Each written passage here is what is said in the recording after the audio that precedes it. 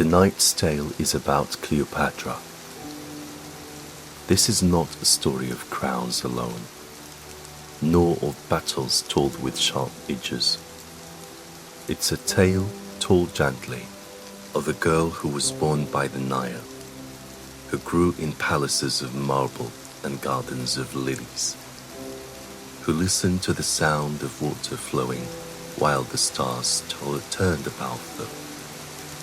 It's the story of a queen remembered for power and beauty, but also for wit, for language, for courage in a world ruled by men and empires. Tonight, we will talk slowly through her beginnings, through the city that raised her, through the river that gave her life. Close your eyes now and let the noise of your day fall away. The Nile is waiting. The torches are lit along the palace walls. The waves lap softly against stone harbors, and in the heart of Alexandria, a child is born. The Nile was Egypt's heartbeat. It carried water through the desert like a silver thread, flooding and retreating in rhythm with the seasons, leaving behind rich soil that fed the land. On its surface, boats moved lazily, their sails filled with the warm breeze. Along its banks, children played in the shallows, fishermen pulled in their nets, and farmers planted grain in the wet earth. The river's voice was low and endless, a song older than kings, older even than the pyramids. It was into this rhythm that Cleopatra was born in 69 before Common Era. She came into the world in Alexandria, a city alive with contrast, a city built on the edge of the sea, where Africa met the Mediterranean. Alexandria was unlike any other place in the world. It was Greek in its stone, Egyptian in its heart, Roman in its ambitions. Ships from every known land crowded its harbors, tall Roman vessels heavy with grain, Greek ships with painted eyes on their prows, smaller craft from Africa carrying ivory and gold. The air smelled of salt and spice, of incense and oil. Merchants shouted, sailors laughed, and philosophers walked in the shade of colonnades, their heads bent in debate. Cleopatra was born into the Ptolemaic dynasty, family descended from generals of Alexander the Great. Her ancestors had ruled Egypt for centuries, sitting on the throne of the pharaohs while never forgetting their Greek blood. They spoke Greek in their court, read Greek books, held Greek customs, but they also learned the language of the land they ruled, worshipped Egyptian gods, and wore crowns shaped in the likeness of ancient traditions. To the people, there were pharaohs. To themselves, there were Greeks ruling in Egypt. The palace where Cleopatra took her first steps was vast. Its floors were marble, cool underfoot even in the heat of summer. Painted ceilings glimmered with color. Gardens bloomed with lilies and papyrus. Fountains splashed in courtyards, and the scent of roses drifted on the air. Servants walked softly. Scribes carried scrolls tacked under their arms, and tutors moved with calm authority, ready to guide the children of the royal family. From its balconies, one could see the harbor stretching wide, dotted with ships, their sails white against the blue of the sea. Cleopatra was not the only child in the household. The Ptolemies had many children, and with them came rivalries and alliances that would one day shape her destiny. Brothers and sisters filled the halls, some companions, some competitors, each of them aware that in a family like theirs, power was never evenly shared. The palace, though grand, was not always a place of safety. It was a place of whispers, of shifting loyalties, of glances that hid secret. From an early age, Cleopatra stood apart in one way that mattered greatly. She listened. While others in her family often clenched to Greek, Cleopatra learned Egyptian as well.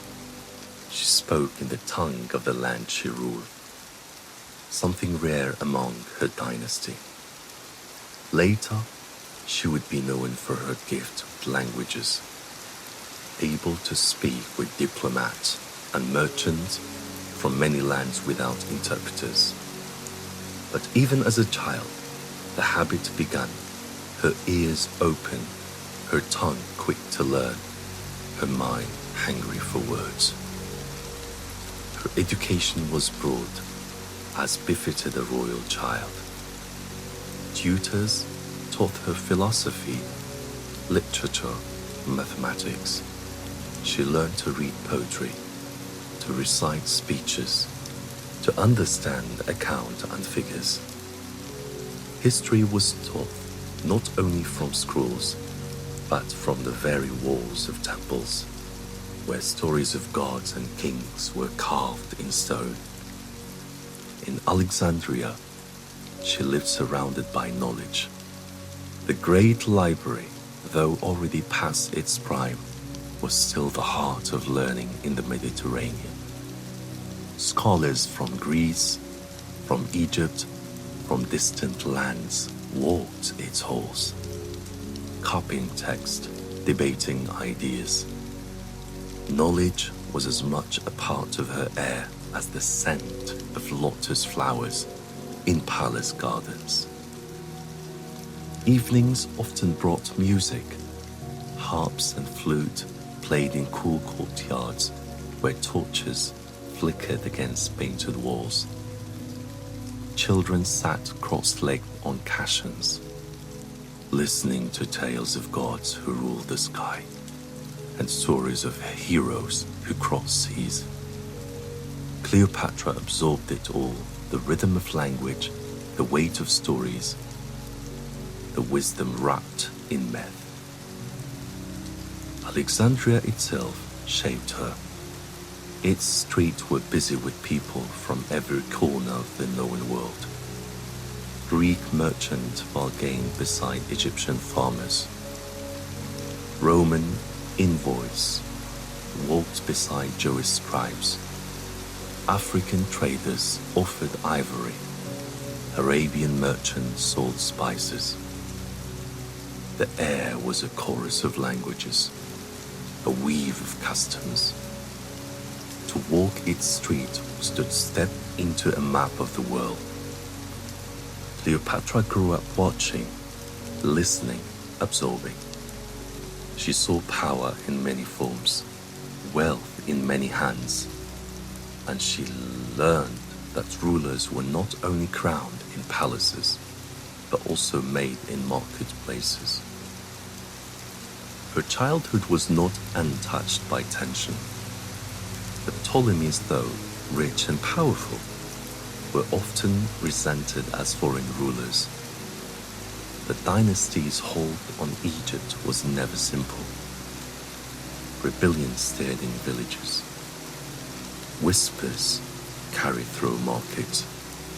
In the palace, plot brewed between brothers and sisters, uncles and cousins. The throne was both a crown and a battlefield.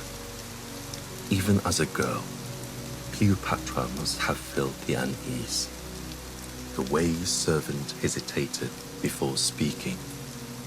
The way doors closed quickly when secrets were shared. Yet, she also lived in beauty. The sea breeze carried coolness through the palace windows. Gardens bloomed year-round. The Nile itself seemed eternal. A presence she could trust even when people could not. She wanted processions glide down its waters, golden boats carrying priests to temples, barges heavy with offerings for the gods. She saw festivals where people danced in the street, where incense smoked thick in the air, where music rose like birds into the sky. In all of this, Cleopatra was both child and heir. She played with her siblings, laughed at small jokes, listened to bedtime stories told by nurses, but she also listened carefully when adults spoke of politics, of Rome, of taxes, of war. Her eyes were sharp, her ears open. Already, she was learning that to rule was not only to sit on a throne, but to know the heart of people, the weight of words, the dangers hidden in silence. And so her childhood passed not in innocence alone, but in preparation. She grew among scrolls and songs, among gardens and harbors, among whispers and celebrations. The girl who walked palace halls barefoot on cool marble, who breathed incense in temples, who watched the river flood and retreat each year, was already shaping herself. She would be queen one day, but for now, she was a child of the Nile, growing like the lotus that rises from its waters, reaching quietly toward the light. The girl who grew among scrolls, music, and the wide breadth of the Nile did not stay a child for long. In her world, childhood ended early. Crowns rested on young heads, and power arrived before wisdom had fully settled. Cleopatra's life moved quickly because Egypt itself demanded it. Her father, Ptolemy XII, had climbed to power with difficulty. He was called Olytus, the flute player, because he loved music more than statecraft. He spent lavishly, played his flute at festivals, and tried to charm his way through politics. But Egypt under his reign was uneasy. Rome's influence pressed hard upon the throne.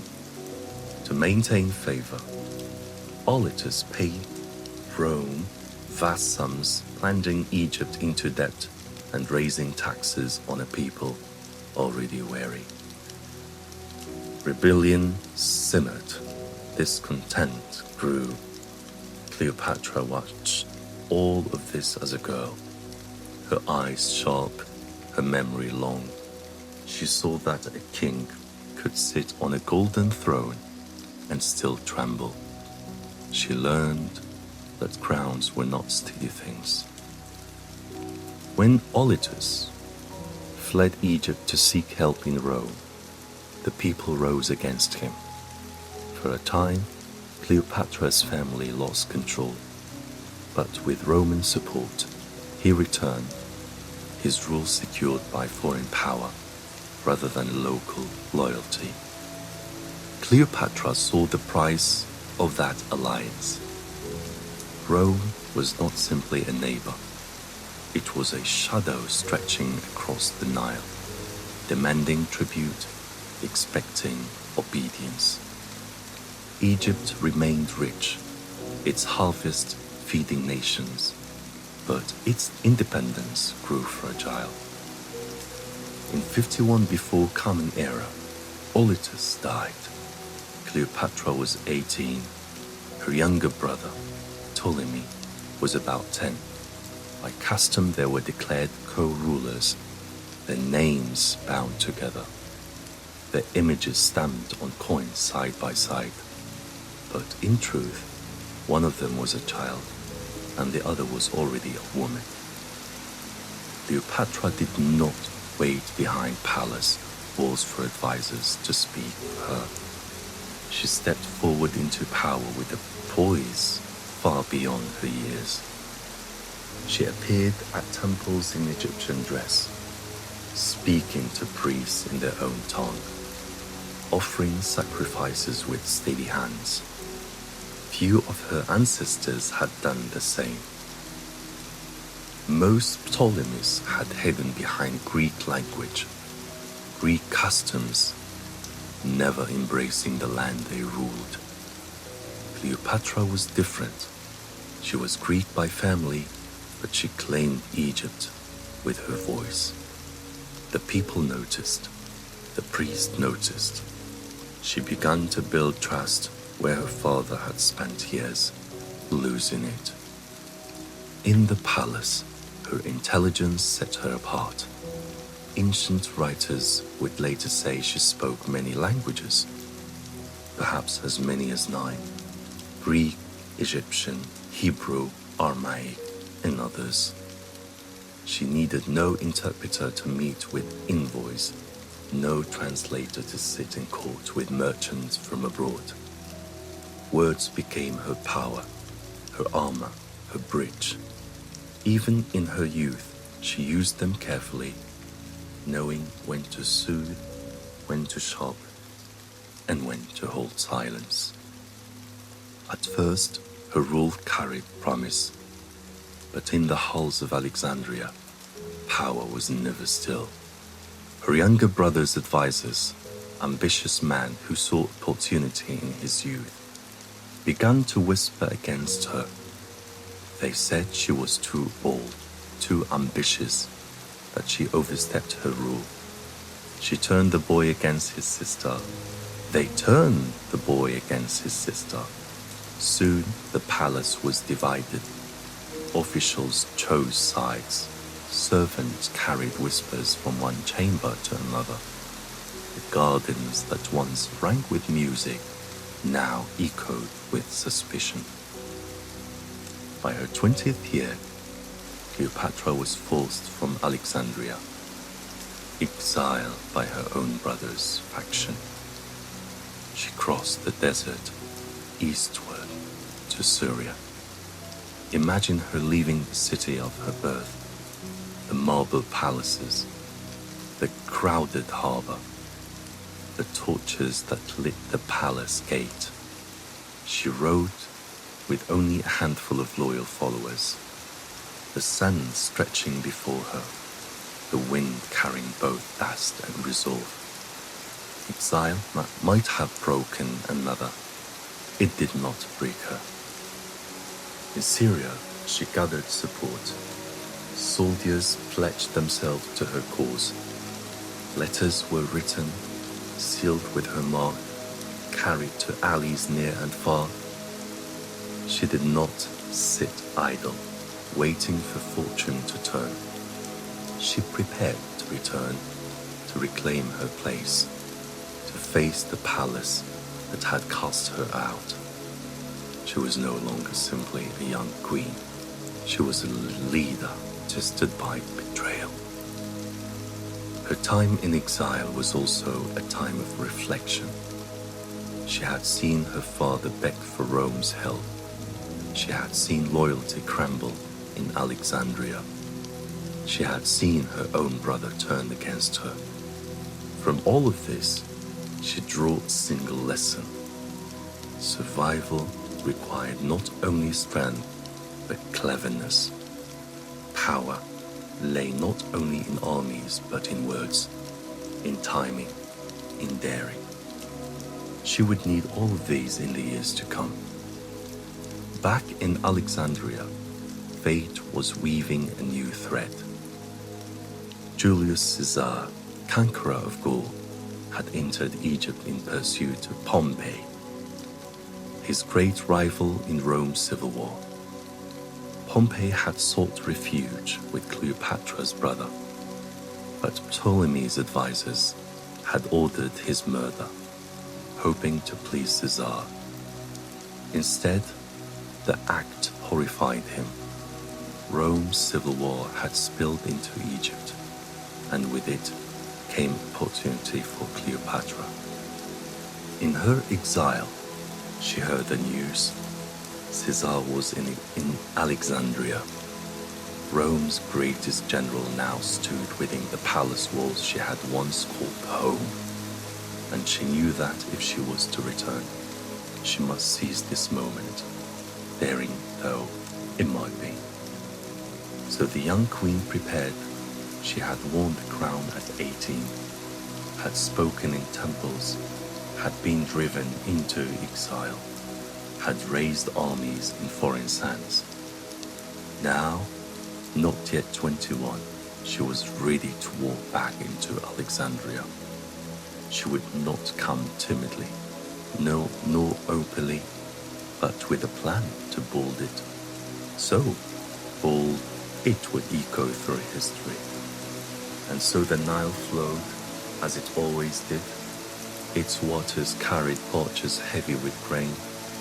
Its banks swelled with farmers planting seed, its voice steady under sun and moon. But in the palace above, storms were gathering. Cleopatra was returning. Soon she would meet Julius Caesar, and from that meeting, the story of her life would shift forever. Cleopatra's exile had tested her, but it had not broken her. She had been driven from the palace by men who whispered in her brother's ear, forced to leave behind the marble halls where she had walked as queen. Yet exile gave her time to learn. She saw what it meant to lose power and what it meant to cling to it from the shadows. She raised soldiers in Syria, wrote letters to allies, planned her return. She carried herself not as a woman defeated, but as a queen waiting for the right hour. That hour arrived in the shape of Rome's most powerful man, Julius Caesar. Caesar had marched into Alexandria in pursuit of Pompey, his rival in Rome's endless civil wars. Pompey, desperate for refuge, had fled to Egypt, only to meet his end on the orders of Ptolemy's advisors. They thought they would please Caesar by offering him Pompey's severed head. Instead, they horrified him. Caesar, though ruthless in battle, valued loyalty and honor. To kill a man who had sought asylum was to him treachery.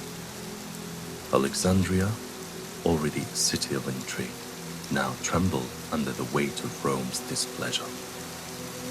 Within the palace, Ptolemy's advisors grew anxious. Cleopatra, in her exile, watched and waited. She knew her moment had come. If she could reach Caesar, if she could speak with him face to face, she might win not only his sympathy, but his support. Yet the palace was guarded, and her brother's faction would not allow her easy passage. To meet Caesar, she would have to be bold. Legend tells that she had herself smuggled into the palace, rolled inside a carpet, or perhaps wrapped in a linen sack. Servant carried the bundle through guarded halls, past torches and soldiers, into Caesar's quarters. There, the rag was unrolled, and Cleopatra stepped forth, not timid, not trembling, but radiant with confidence. Imagine the moment, the sudden unfurling of fabric, the queen emerging as though conjured from shadow, her eyes alive with wit, her presence filling the room. Caesar, weary from campaigns and wary of betrayal, looked upon her and saw something remarkable. Here was a young queen, exiled, hunted, yet bold enough to place herself unguarded in his prisons.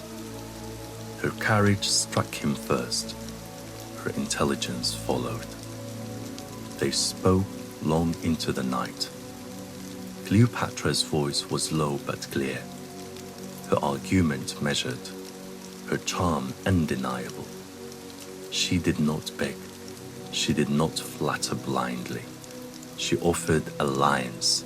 She spoke of Egypt's wealth, of its position at the heart of trade, of its importance to Rome. She showed him that to support her was not charity, but strategy. And Caesar listened, the man who had marched armies across Gaul, who had crossed the Rubicon, who had faced the Senate itself, found himself intrigued by the young queen of Egypt. By morning, Cleopatra was no longer a fugitive in exile. She was his ally. Soon after, she was restored to the throne, her brother's advisors defeated, her position secured with Roman backing. But she was more than a pawn of Caesar. She proved herself capable of ruling, of managing alliances, of balancing Egypt's needs with Rome's demands. She stepped back into the palace, not as a girl carried by fortune, but as a queen who had dared and won. Cleopatra and Caesar became more than political partners. They became companions.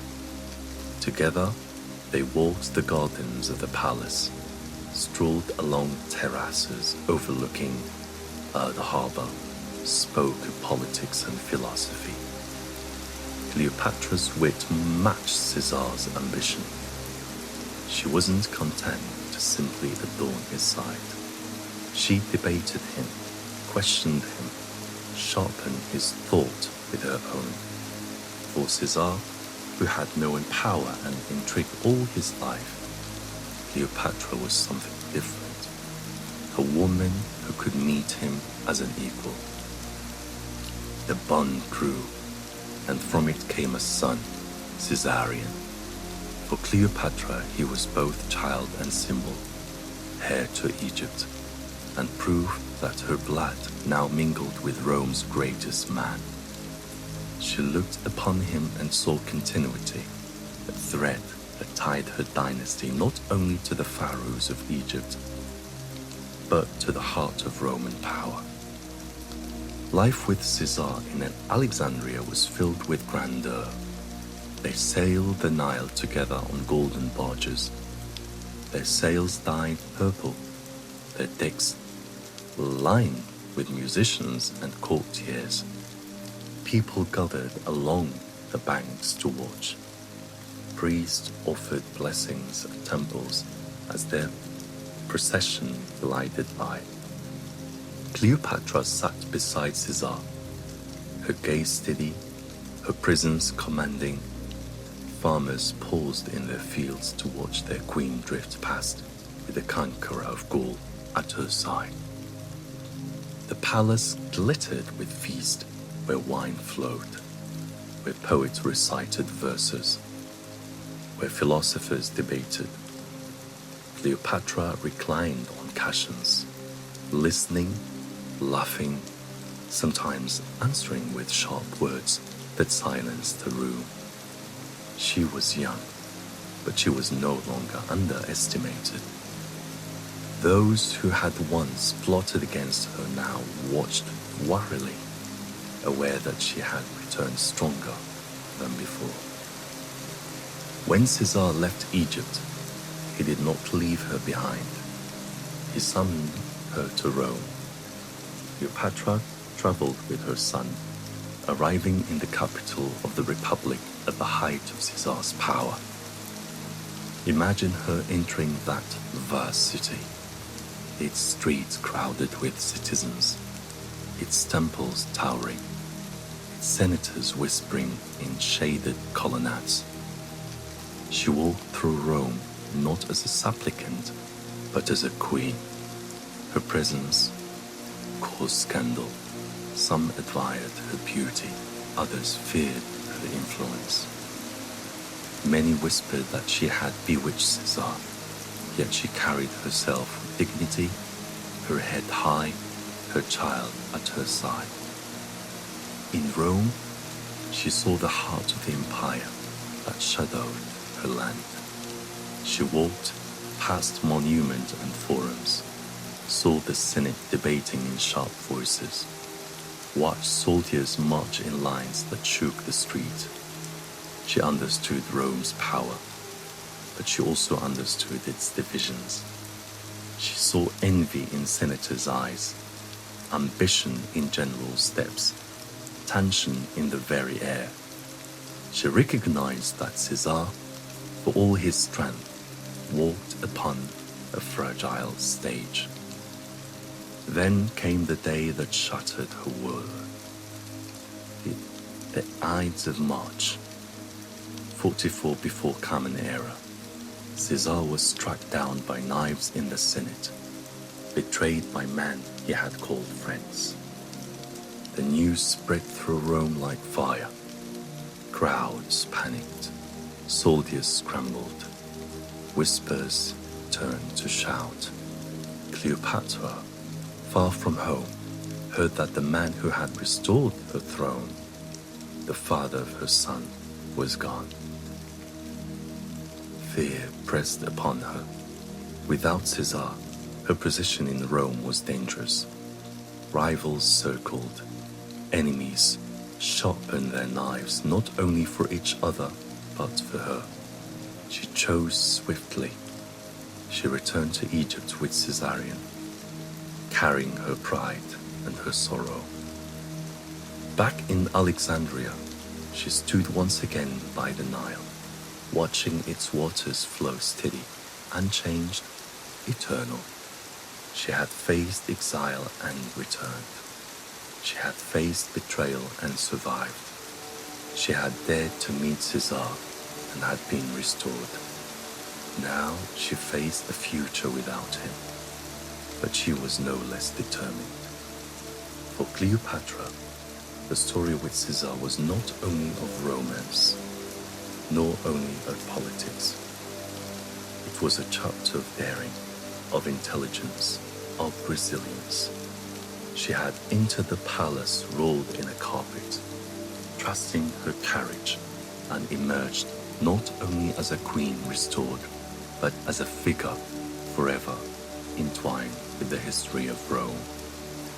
Her life had already brushed against legend, yet the greatest test still waited ahead. And so the Nile flowed on, as it always did, carrying boat heavy with grain, whispering against the reeds, singing its endless song. To the people, life went on its eternal rhythm. But for Cleopatra, the rhythm had changed forever. She had stood beside Caesar and walked in the heart of Rome, had returned with her child to Alexandria. She was no longer only a queen of Egypt, she was a player in the vast drama of empires. Cleopatra returned from Rome with her son, Caesarion, carrying sorrow and resolve in equal measure. She had walked the marble halls of the empire, seen Caesar fall under daggers, felt the trembling of power as Rome tore itself apart. Now, back in Alexandria, she stood once again on the steps of her palace and looked out across the harbor, where ships came and went in endless rhythm.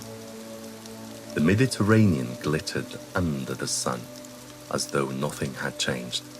Yet for her, everything had. The city was still alive with noise. Merchants calling, sailors shouting, scholars debating in shaded colonnades. Fishermen unloaded their catches. Priests carried incense into temples. Children ran through market, chasing each other's laughter.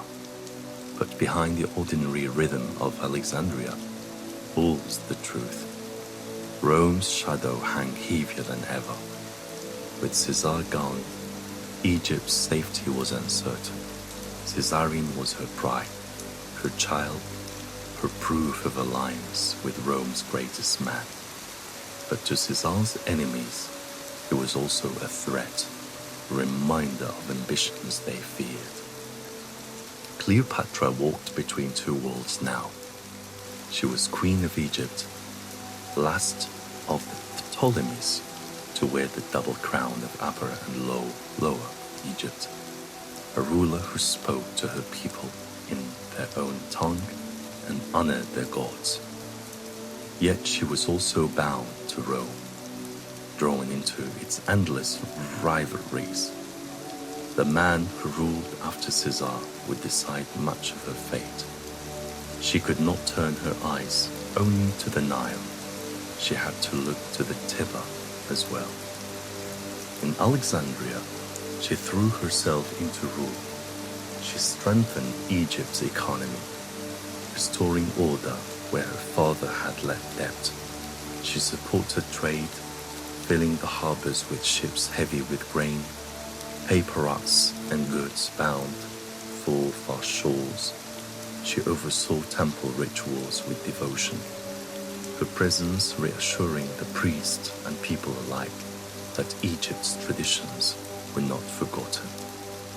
She walked through palaces and gardens with regal poise, listening to scribes advising generals, watching the wheels of her government turn. To her people, she wasn't only a queen, she was a living symbol of Egypt's endurance. But even as she stood firmly at home, her gaze was drawn outward.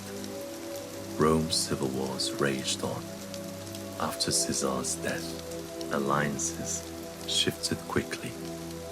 Mark Antony, Octavian, Lepidus, names whispered in every court, men who fought for power with legions at their backs. Cleopatra knew she could not remain untouched. Egypt's wealth, its grain, its strategic position, all of it made her land a prize Rome could not ignore. She understood that her survival and Egypt's depended on skill as much as strength. She received envoys from both sides, their words dripping with promises and threat. She listened carefully, measuring each phrase, weighing each offer. She remembered what she had learned as a child. Crowns were not steady things. She must balance, must step lightly, must bend without breaking. Her throne was a seat, yes, but it was also a tightrope stretched across the ambitions of empires. At night, when torches flickered in palace courtyards and music drifted through the halls, Cleopatra sometimes sat Caesarion, sleeping nearby. She looked upon his small face and saw the future of her dynasty, the blending of Egypt and Rome in one child. She thought of what he might inherit, a throne, a legacy, perhaps even danger. She whispered prayers to Isis, the mother goddess, asking protection for her, asking strength for herself. She knew the path ahead would not be easy. Caesar had been her ally, her shield, and her partner. Without him, she stood alone, yet not without courage. She had survived exile. She had survived betrayal. She had walked into Caesar's chamber, hidden in a carpet, and walked out as a queen. She would survive this too. But survival would not come from silence. It would come from action, from new alliances, from daring once again. For soon, the tides of Rome would wash against her shores with greater force, carried by another man of ambition, another Roman who would shape her life as deeply as Caesar had. The Nile continued its eternal flow, carrying barges under the moon, flooding fields in its steady cycle, feeding Egypt as it always had. Farmers bent to the soil, merchants counted their coins, priests lit lamps before statues of gods. The people lived in rhythm, trusting the river, trusting the queen who now stood between them and the hungry eyes of Rome. And in the palace, Cleopatra watched and waited, knowing that her next step would draw her even closer into Rome's grasp. She was a queen of Egypt, yet she was also a woman bound to the fate of another empire. She was truly between two worlds. Soon, the balance she kept would be tested by the arrival of Antony. The world after Caesar's death was unstable, shifting like sand underfoot. In Rome, senators shouted, legions marched, and names rose and fell in quick succession. For Cleopatra, it meant uncertainty. She had walked beside Caesar, borne his child, returned to Alexandria with pride and sorrow, but she knew Egypt would not remain untouched by the storm across the sea. Caesar had been both shield and partner. Without him, she was vulnerable once more. Out of the chaos in Rome, 3 men rose to power: Octavian, Caesar's adopted heir; Lepidus, cautious and forgettable; and Mark Antony, the general who had marched through Gaul, who had stood by Caesar in battle, who commanded the love of soldiers with laughter and fire. It was Antony who looked east to Egypt and summoned Cleopatra to meet him. Cleopatra knew what was at stake. Antony was not Caesar, but he was powerful, charismatic, and unpredictable. If she could win his support, Egypt might endure. If she failed, her throne could vanish. She prepared not as a supplicant, but as a queen. The story of her arrival at Taurus has lingered through centuries. Down the river Cydnus she sailed, not in secrecy but in brilliance. Her barge gleamed with gold, its sails were dyed deep purple, catching the wind like wings of a god. Silver oars struck the water in rhythm, their steady splash like music. The deck was a festival of sound and scent. Musicians playing flute and lyres, attendants carrying torches, incense rising in clouds of perfume. Cleopatra reclined beneath the canopy, dressed not merely as queen, but as the goddess Isis herself, her eyes calm, her movements deliberate. People along the banks crowded close, their mouths open in awe. They had never seen such a vision. Antony, when word reached him, left his camp to watch, and when he saw her, he was stunned. It wasn't only beauty that struck him, it was command. It was spectacle turned into power. Cleopatra understood that impression was a weapon, and she wielded it with grace. In that one moment, Antony's heart tilted toward her. He invited her to a banquet. She agreed, but she invited him instead of hers. Antony came expecting luxury and found extravagance beyond measure. Tables groaned under the weight of food. Goblets overflowed with wine. Torches lit the air with golden glow. Yet, beneath the feasting, Cleopatra's true power emerged. Her wit. She spoke with humor, with sharpness, with a mind as quick as his own.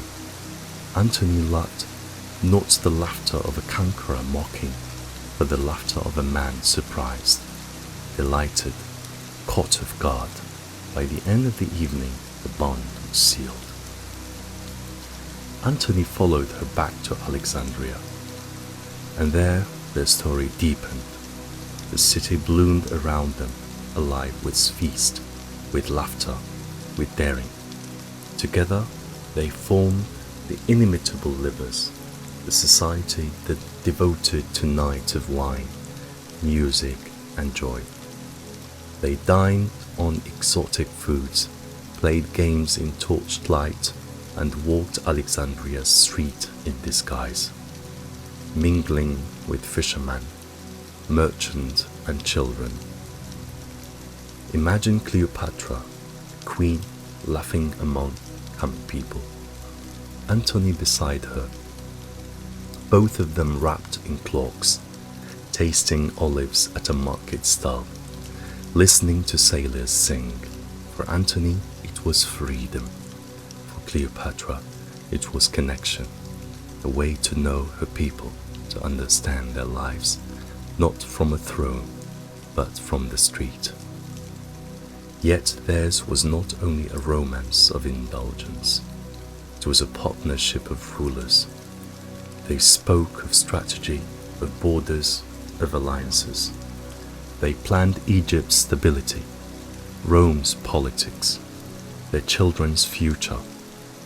Cleopatra bore him children, Alexander Helios, Cleopatra Cylene, and Ptolemy Philadelphus, each a thread binding their dynasties together.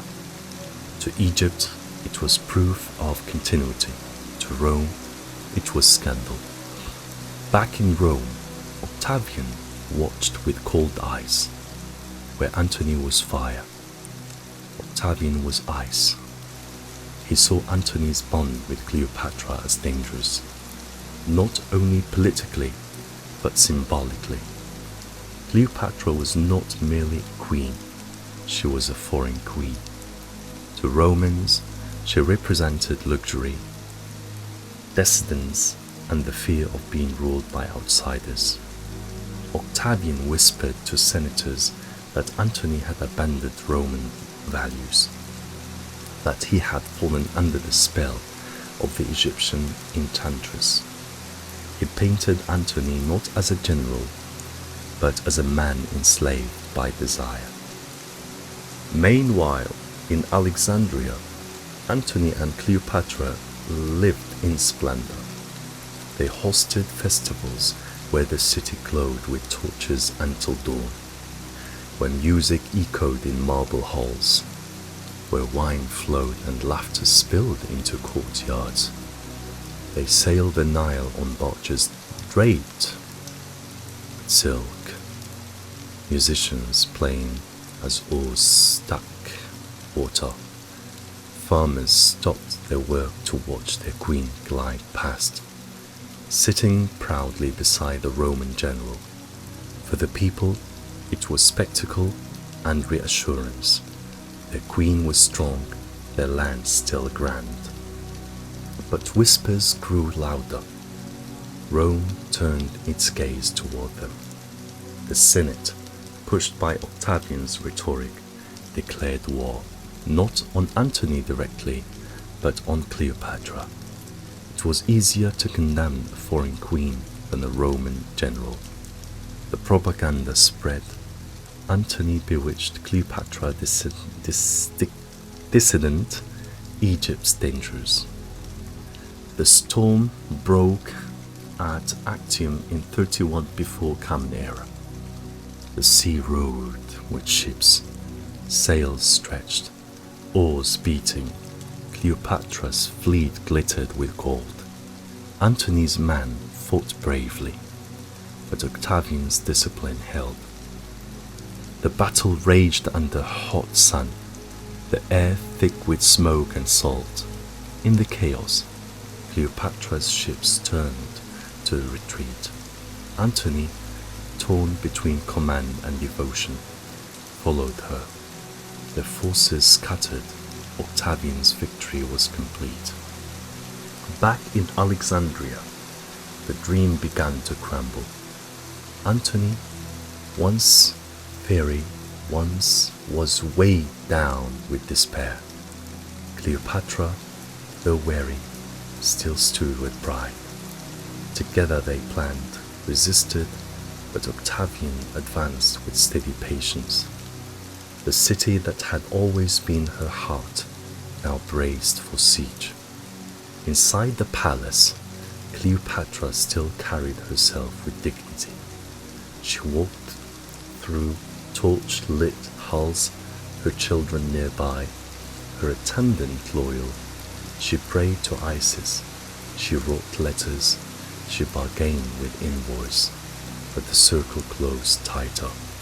Antony, in sorrow, fell on his sword, dying in Cleopatra's arms. For her, it was grief upon grief. She had lost not only a lover, but a partner, a shield against Rome's hunger. Octavian demanded her surrender. He demanded she live only to be paraded in Rome, a captive queen marching in chains through the street of his triumph. Cleopatra, child of the Nile, queen of Egypt, would not endure such humiliation. She chose her end on her own terms. The story tells of the asp, a snake hidden in a basket of figs, its bite carrying her to death. Perhaps it was poison mixed by her attendant. However it came, she lay down in her chamber, her crown still near, her dignity unbroken, and let that death come quietly. She was 39 years old. With her passing, Egypt's independence ended. The Ptolemaic dynasty was no more. Egypt became a Roman province, ruled not by pharaohs, but by governors. Yet Cleopatra herself became legend. Writers, poets, and painters carried her image through centuries. She was remembered not only as a queen, but as a symbol of beauty, of wit, of daring, of the eternal strength of a woman who stood against empires. And the Nile, eternal and indifferent, carried on. Its waters flowed past villages and temples, through deserts and fields, whispering the same song it had whispered. When Cleopatra was a child, it carried boat, fed crops, cradled Egypt in its endless rhythm. The river remembered her, as it remembers all who have lived beside it, and in its song her story still lingers. The last days of Cleopatra's reign unfolded like the final act of a great play, each moment heavy with inevitability, each silence filled with the weight of centuries. The street of Alexandria, once alive with music, laughter, and the commerce of nations, now echoed the tread of foreign boot. Roman legions had come, their banners high, their discipline unshaken. The city of Alexander the Great, the jewel of the Mediterranean, stood on the brink of surrender. Cleopatra, though surrounded by fear, still carried herself with the calm poise of a queen. Each morning she dressed in robes of fine linen, adorned her wrist with gold, her neck with pearls, her eyes lined with kohl, as if for festival. Attendant whispered of despair, but Cleopatra refused to appear broken. She walked through her palace halls with steady steps, nodding to servants, speaking kindly to scribes, carrying herself as Pharaoh even as Rome's shadow lengthened across her walls. Mark Antony, the man who had shared her throne, her love, and her dreams, had already fallen. Once the fire of Rome, once the general adorned by soldiers, he had been reduced by defeat. The loss of Actium weighed upon him, the betrayal of allies pierced him, and in his final despair, he chose his own death. Wounded by his own hand, he was brought to Cleopatra, bleeding, fading. She held him in her arms, her tears falling, her heart breaking. The palace heard her cries. The city felt her grief. For a moment, she wasn't queen, not goddess, not pharaoh. She was simply a woman losing the man she loved. Even as Antony's light faded, Cleopatra's resolve hardened. She whispered to him, calling him her lord, her soldier, her dinosaurs, and she promised that she would not live to see herself humiliated by Rome. Outside the palace, the street filled with rumors. Farmers who had once brought grain to the harbor now spoke of the end of Egypt's independence. Merchants who had once weighed coins of gold now clutched their scales nervously, wondering what Roman rule would bring. Priests in temples lit like incense and prayed to the old gods. But even they knew that Isis, Osiris, and Horus could not turn back the tide of legends. The library's scholars copied scrolls with trembling hands, uncertain if their work would survive the storm to come. The people carried on their daily rhythms, baking bread or baking bread, mending net, feeding children, but in their heart a new change was upon them. Octavian, cold and steady, entered Alexandria with his troops. He did not gloat, did not laugh, did not rage. He was calm as stone, a man who saw the world in terms of order and control. He sent word to Cleopatra, demanding her surrender. He offered her life, but not dignity. He demanded she live only to walk in chains through Rome, paraded as a conquered queen, mocked by crowds, remembered not her throne for not for her throne, but for her humiliation. To Octavian, it was a triumph he hankered for.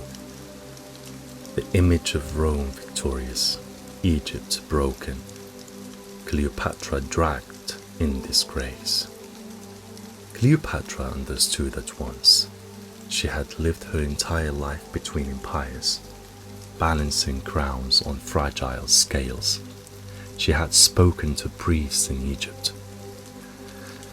She had spoken to priests in Egyptian, debated Romans in Latin and Greek, charmed kings and generals, defied enemies and siblings. She had been queen since 18, had ruled through famine and exile, had dared to meet Caesar, had loved Antony, had stood against Octavian's propaganda. She had endured much, but she would not endure this.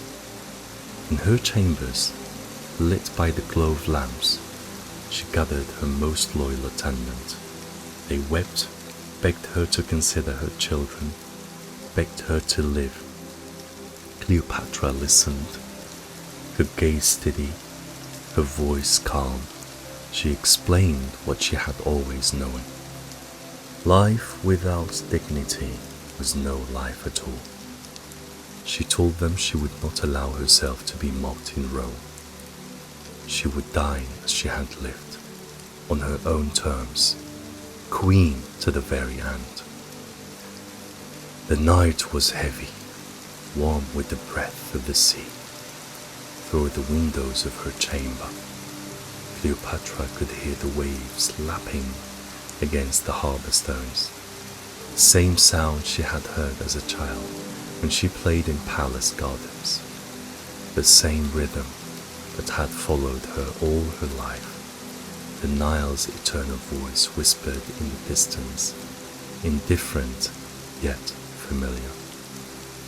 The legend tells of a basket of figs delivered to her chamber, its fruit sweet and ripe, its secret hidden beneath leaves, an asp coiled and silent.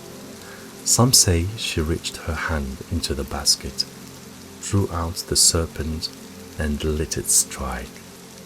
Others say poison was prepared in a vial, swallowed with calm resolve.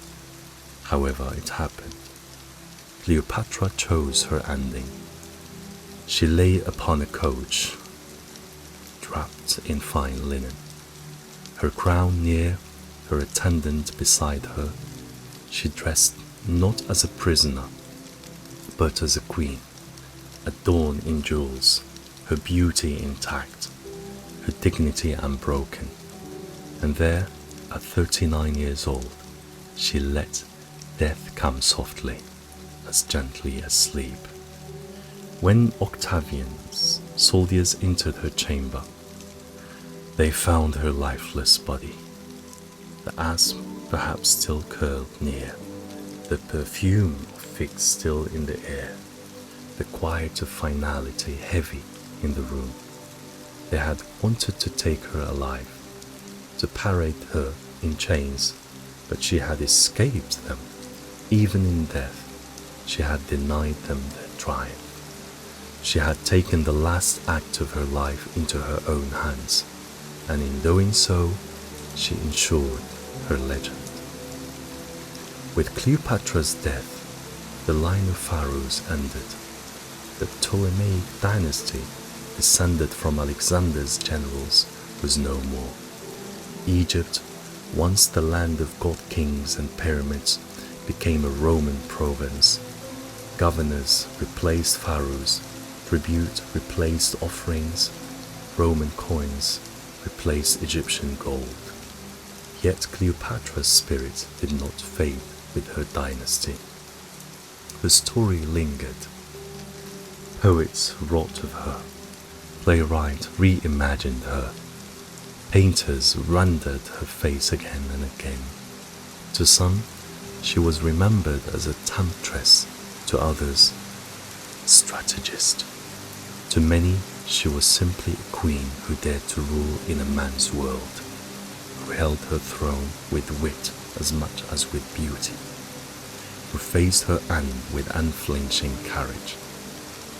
And still the Nile flowed as it always had, its carried boat with sails pale in the morning light, bore grain to distant shores, lapped against stones older than memory.